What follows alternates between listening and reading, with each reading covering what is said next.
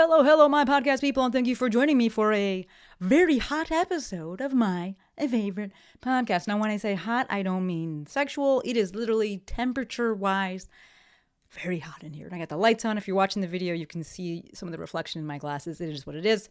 The only downside to me, in my opinion, of summer, and we're entering summer, is the light. The sun has changed, right? Because the earth is rotating. And so the lighting throughout the day is not the same as it usually is. And that means that when I go to record, if it's later, the lighting's bad. I got to close the window so I'm not backlit. And I got to use these other lights. I know this is a long intro part, but I like talking about this stuff. Either way, the lighting changes. The window's closed. It's very warm. The sun is beating in on me. But we're going to do it for you, for the people, and because I love this shit. So if you're listening, tuning in, watching this, when it drops, it is Monday, May 26th. Welcome to the last week of May. I'm very late in saying this, but I realized that I never said Happy Mother's Day. So Happy Mother's Day was on the 11th. I record the podcast early, a week early. I don't only look at the date before, and so either way it's a Sunday. And the whole thing, all that to say, moms will forever be number one in my book. You are the unsung heroes, the unsung superheroes that keep this world going. So if you're listening to this and you're a mom of any kind, whatever that means, thank you for all that you do. You deserve to be celebrated every day. So today we're talking about sharing my thoughts on this idea of charging your worth. You already know I fucking hate that phrase. But my thoughts are honestly pretty simple on it. But first, some life and business updates. So life updates. Dr. Uchenna Osai, aka UC. She came to stay with us last week. We'll drop that episode. We didn't do an episode last week, but I have brought her on in the past. So we will drop that episode. Thank you, Courtney. Thank you, Joe. But she came to stay with us just as like a little getaway, and it was the best. She called me not too long ago and was like, hey, I think I'm going to be in LA. And I was like, come stay with us. It was the best. And she's just one of the best and dopest humans that I know. And that was great. As always, it's, I say this a lot, but it's really great. And it means a lot to both, Lex and myself to be able to have the space to host people and to be able to share our routine with people. And UC is the best guest. And she rented a car. She had some stuff to do. And it was just like the best. Second life update, my sister, Cecilia Stevens, she turned 30. So if you're listening to this, watching this, chemo, happy birthday. Well, very now, belated birthday to you. Wow, my glasses are so dirty. Next update, I started week 1 of the tweaks to my lifting program. Y'all know that I bought that program from Aaron Straker. We can link that again. I did the full 10 weeks and fucking loved it. Learned a ton. I understand the programming, the intensity techniques now. And I definitely made gains. Can you see my arms? Yeah, look at that. I definitely made gains. So now I'm tailoring this next cycle to what I really want to focus on. I'm keeping that same frequency though, which is really cool. Just 5 days a week. Like I would have never done that on my own. I was just like, I paid for this thing. I'm going to do it and, be a scientist. And so I'm going to keep it. I've been able to make it work and it's been really helpful for volleyball. So I'm going to keep it. I also added in plyos on the 2 leg days as like kind of a warm up. If you're wanting to learn anything about plyometrics, learn from the guy himself. That's my boy, Matt McInnes Watson. Brought him on the podcast before. We will link that episode as well and his socials. Thank you, Courtney. Thank you, JoJo. Also, I'll do this for about 10 weeks and then I'll go from there. Maybe I will do Aaron's program, his part 2 program. Maybe I'll tweak again based on where I'm at, what I want. I don't know. We'll see, but very happy with it. Last life update, the weather's been great. I started off this episode saying how hot I am. Right, I'm melting because it's been super warm. Not so much May gray, which is nice because then there's people are not fucking complaining about it, even though it happens every year. But it's just been really good weather. So those are the life updates. The work updates. The podcast workshop went well. And by well, I mean awesome. The main feedback was that folks saw that starting a podcast and running a podcast wasn't nearly as complex or daunting as they thought. And it felt really doable to start a podcast. And I was like, fuck yeah, winning. The recording is not for sale. I will probably, what I really want to do is re-record it and then put it up as individual modules for like an actual course as opposed to just selling a recording. Because when you start the recording, like I talk a lot. Obviously I talk a lot, but I also am very involved with the chat and going back and forth, which when you're watching as a recording, it's just not as good of an experience in my opinion. And I can cut a lot of the time out with that. So I will probably do that at some point, maybe. But either way, I'm super happy with it. So yes, that's that. I told you I would update you on that, and so I have. I'm continuing to hang out a ton with ChatGPT. It's my homie, and it's looking more and more like my next offering will be something with AI. What exactly? Literally no clue.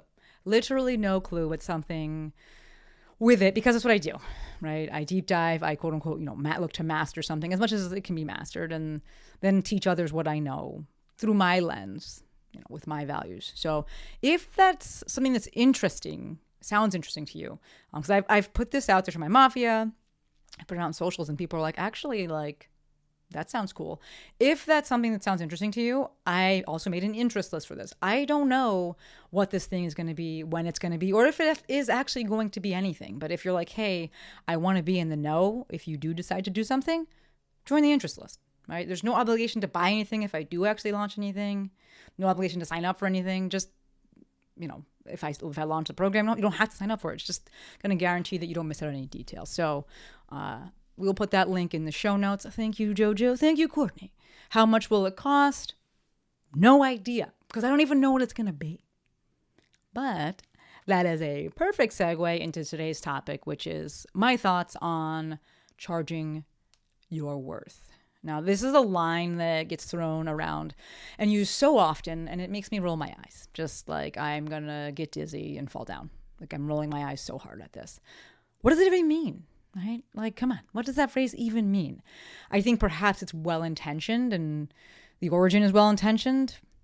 I have no idea, because I didn't take the time to look up where it came from, nor do I necessarily believe that we have a correct origin story there. But I'm willing to give it the benefit of the doubt. Now, however, where it seems to be used the most is kind of like in this boss babe context, where people want their clients to charge more so they can justify and feel good about their own prices. Here's what it comes down to me. And this is something that was largely distilled and presented to me by James Olivia Chu Hillman. We will link those episodes, or that episode, in the show notes. Thank you, Courtney and Jojo. Instead of this whole charge your worth, let's just charge how much you need. That's it. Charge how much you need. Right, let's get objective and clinical with things. So I'm going to start discussing this concept from the perspective of the solopreneur / self-employed person, because in that case, you're the one that's setting the rates and the prices. All right, so when it comes to pricing, realistically, the only thing that introduces objectivity into your prices are your own rates, namely your own hourly one-on-one rate. Right? It's an anchor and a reference point that introduces this objectivity, right? 1 hour with me one-on-one of my time costs X. Therefore, this program is X hours of my time, but maybe that time is shared or not. And so we can start to see how we can introduce objective value into this, right? It's 12 hours of shared of my time, so I can base the pricing off of that. It has one-on-one calls, so I can base pricing off of that. Very simple math, right? What should your hourly rate be? I don't know. I mean, yes, definitely look at what the market is holding, and then look at what you need, right?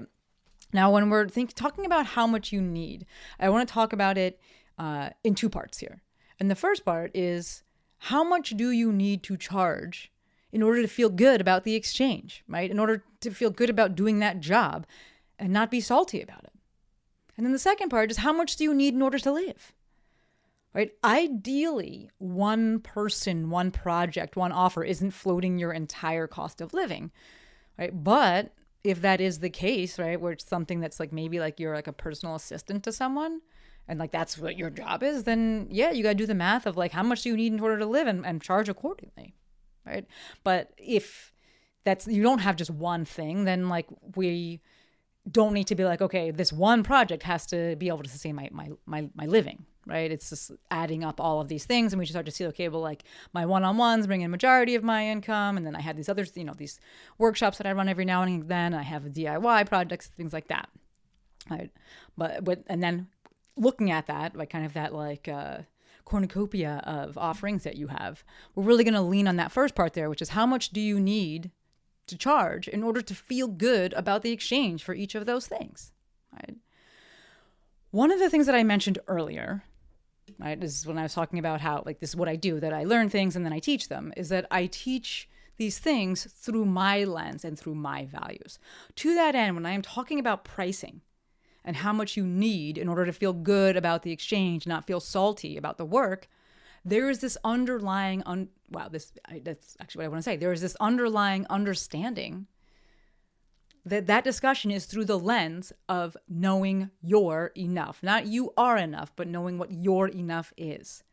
Right? That enough, that number, that amount, that value, that is personal and individual, but it's still super important and really helpful to identify. Right? This ties into the idea, shout out to my guy Jesse Rard for this, that the opposite of scarcity isn't abundance, it's enough. Right? Like, you're not going to charge $10 million for this thing that you'd be happy and content receiving $500 for, because we know what our enough is. Right, so just a little bit more on this idea of setting prices through the lens of enough. If the starting point for your coming up with numbers is how much do I need to make, right, then we can reverse, or how much do I need, right? We can reverse engineer that, and we can reverse engineer what the offer needs to be based on your audience size and the demand factors. Meaning, stick with me, if you have a big audience and you know that you have high volume, a lot of people will buy this thing, then you know you can go lower cost, right? Because if we're like, I want to make whatever, $10,000, but you have 10,000 people that you know will buy something, like, you could make an offer that's $1. You don't have to make this super expensive thing, right? Big audience, high volume, low cost, smaller offer if you want. And with that lower cost offer, that means if we're introducing objectivity as based on your one-on-one hourly rate, that means that this offer at a super low price is going to have few, if any, touch points with you, right? Because we are anchoring it with that price with that one-on-one hourly rate. If you have a small audience, or there's small demand for this thing, even if you're a big audience, but you have small demand, then if you're like, hey, I want to make $10,000, then likely the cost of the offer needs to be higher, which means that the offer itself needs to have more touch points with you, right? Because we said the only thing that anchors it in an objective number is your one-on-one hourly rate. And if you're like, this thing has to cost $10,000, well, then to me, based on my values, right, you need to give $10,000 worth of your time. Very simple. Because if you're like, hey, I'm going to just sell one of them, right?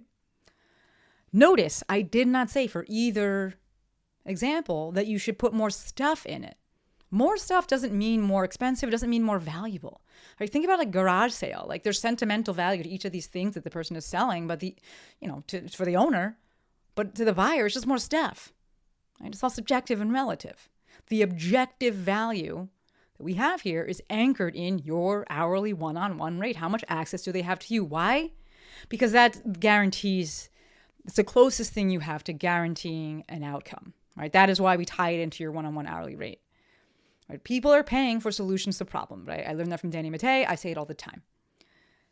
This is why a done-for-you service is the most expensive service, because it's basically a guarantee that this thing will get done. You're doing it for me. A done-with-you service, that's the next level of guarantee. A do-it-yourself service, you're like, there's no guarantee that it's going to get done because I'm on my own. Right? It has the least amount of access to you, the person who knows all this shit. So the highest price point is based on how much access they have to you. And if they have all the access because you're doing the thing for them, man, that's the highest rate. Makes sense? In terms of valuing something, how much someone values something is anchored in what it means to them, right? If it solves a very specific problem that I have, that I really need a solution for, maybe it's priceless. Right? It becomes worth way more to me. Right? So we start to see that there's just way too much subjectivity and variability there when we're like, you're worth. How much is it worth to you? No, just anchor it in your hourly rate. Very simple. We're going to look to introduce math here. So don't charge your worth, charge what you need, and come at that with the understanding that the opposite of scarcity isn't abundance, it's enough. The last thing I want to discuss here is perhaps more so for the other group of folks, which is folks who work for somebody else. But it also applies to all of us in that we all live in this society and we're not fucking billionaires. Okay, so I was buying a toothbrush today for my night guard. Yes, I have a night guard because apparently I grind the shit out of my teeth, and my dentist, who I really like, was like, hey, maybe do this. So it's like, looks like one of those Invisalign things. And so the way that you clean it is actually with soap and water and toothbrush. And I was like, I would like to, they were like, don't use your current toothbrush because, well, you don't put soap and water on that. But the toothpaste like residue like makes the Invisalign like tray thing. It makes it like not, I don't know, makes it cloudy or something. It messes it up. Right. So either way, I went to go get a toothbrush. The place I went, it's like this discount store because I was like, I just need a single toothbrush. There was a guy next to me and he wanted like this gel shoe insert thing. But the gel shoe insert thing was one of those items that you have to ask like a store worker for assistance. And they need to like unlock it from like the slider thing that it's hanging on. And then they bring it up to the front to the register for you and you get it when you check out. And he was totally fine with that. But there was definitely an exchange that happened. And he was just like, oh my gosh, I forgot it's one of those things. And then like, that's so sad. And, you know, it's sad that that's the reality of things. And for what it's worth, just as a side note here, again, he didn't have like a problem with it. And we were at a discount store, but the dude definitely like, wasn't poor because he brought up that the same thing happened at another store the other day when he was buying caviar, though he couldn't remember the name of caviar. But either way, he was like, that had to happen there too. And one of the worker that actually helped him and unlocked the thing, the worker just kept saying, it's because there are no punishments. It's because there's no repercussions. And I was just like, I mean, right? The bigger issue is that we live in a society with such income and wealth inequality that stealing is even like a necessary or desirable thing, right? And before you hit me with the, well, no one wants to work, although I know that no one in my audience would hit me with that, but either way, before someone theoretically hits me with that, well, no one wants to work, right? You listening to this and saying that wouldn't want to make minimum wage just in general, right? But you wouldn't want to make minimum wage for physical labor and dealing with annoying people either, right? The fact that the fact here is that minimum wage is too low because the cost of living is too high, right? And before you say, well, you know, I make X dollars and only, you know, I do X and only make Y dollars, so that person shouldn't be making more than me. This is the point I'm trying to make, is that you too should be making more. Everybody should be making more. Right? This is one of those rising tide raises all ships kind of deals here. Right? The woman who was saying the problem is that there's no punishment, it's such an example of like that Spider-Man meme where they're like all just pointing at each other. It's all just a bunch of fucking poor people. That's us pointing at each other. Right? When we need to be pointing upwards, right? It's less of the poor people are the problem attitude and more realizing we're all fucking poor and we need to be fighting against the corporations and billionaires and actually truly rich people who have no idea what enough actually looks like. Right? They got no fucking clue. Hoarding is hoarding is hoarding is hoarding. We demonize it when it's newspapers and magazines, and then we idolize it when it's money. Problem. Right? I'm getting worked up. It's very hot in here, so I'm going to wrap it up there. All that to say, don't charge your worth. Charge what you need and come at it with the understanding and the lens that the opposite of scarcity isn't abundance. It's enough. All right. All I got for you. Super grateful that you listened to me ranting in the heat over here. Questions, comments, concerns, thoughts, additions, subtractions, anything. Slide in my DMs, shoot me a text, 310-737-2345. It will be green, but it will be me. It's my sideline. All right. Gonna wrap it up there. As always, endlessly appreciative for every single one of you. Until next time, friends, Maestro